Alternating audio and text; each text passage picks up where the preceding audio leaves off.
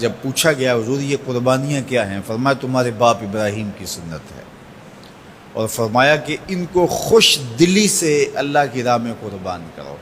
قیامت کے دن یہ اپنے بالوں کے ساتھ، اپنے سینگوں کے ساتھ اور اپنے کھروں کے ساتھ آئیں گے، اور یہ بھی ارشاد فرمایا کہ کل پل صراط پر یہ سواریاں بن کے تمہیں پل صراط سے پار لگائیں گے۔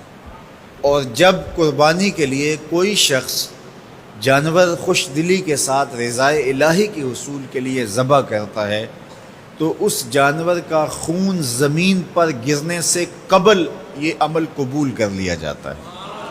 اور یہ بات بھی ذہن میں رکھیے گا کہ ایام نحر میں، ایام نحر یہ 3 دن جو خون بہانے کے ہیں، 10، 11 اور 12 تاریخ، ان ایام میں آپ جو بھی عمل کریں، نماز پڑھیں اور دیگر صالح اعمال کریں، بہت قابل قبول ہیں اور اللہ ان کو قدر کی نگاہ سے دیکھتا ہے۔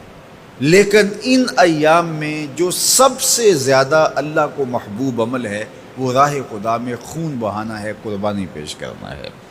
تو قربانی کا کوئی اور متبادل نہیں ہو سکتا۔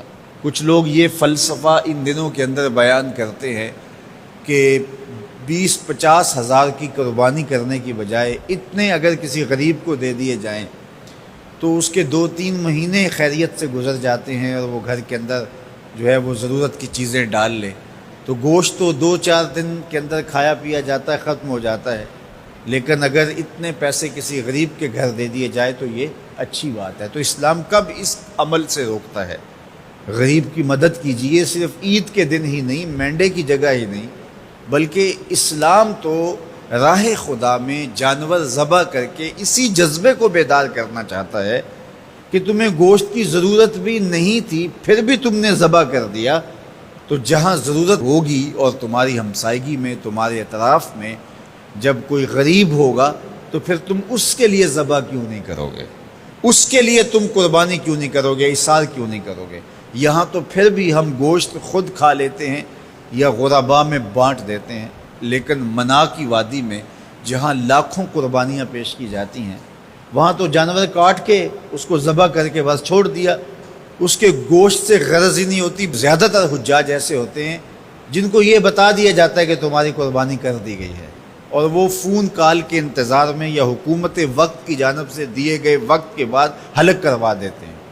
تو انہوں نے نہ اپنا جانور دیکھا ہوتا ہے، نہ اس کو ذبح ہوتے دیکھتے ہیں، تو صرف انہیں ٹائم بتلا دیا جاتا ہے یا ان کو کال کر دی جاتی ہے تو یہ ان کے لیے کافی ہوتا ہے۔